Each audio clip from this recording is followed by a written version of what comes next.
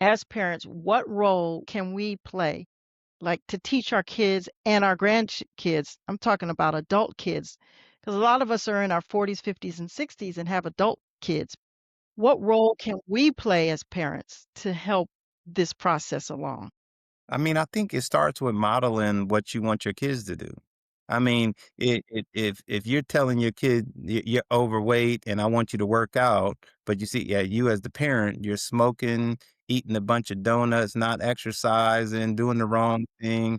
They see you drunk and high and all that stuff. How can you tell them about health and all of these different things? I think the same thing holds true.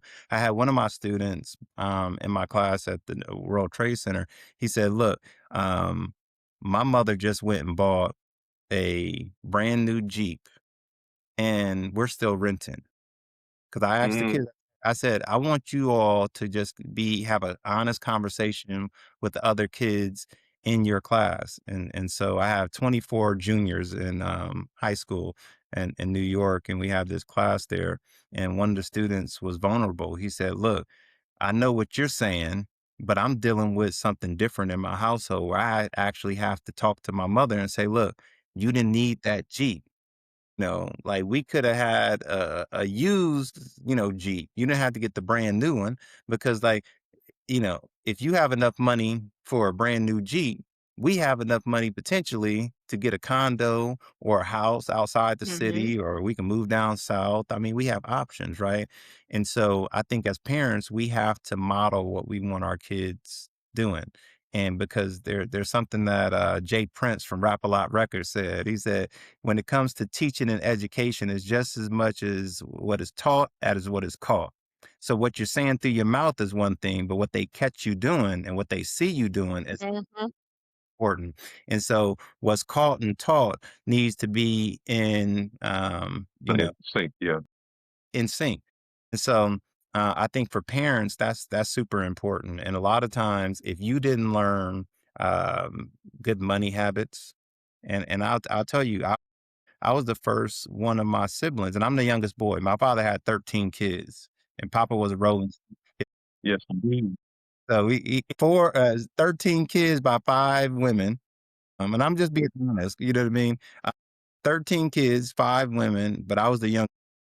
But we all grew up together and we still are real close, so we don't even look at all this and half that. Yeah, We're yeah, for sure. but the youngest boy, I saw a lot of things from my older brothers. Now, my older brothers, they had a new Jaguar, a new Benz, new cars, and they were still renting in the hood.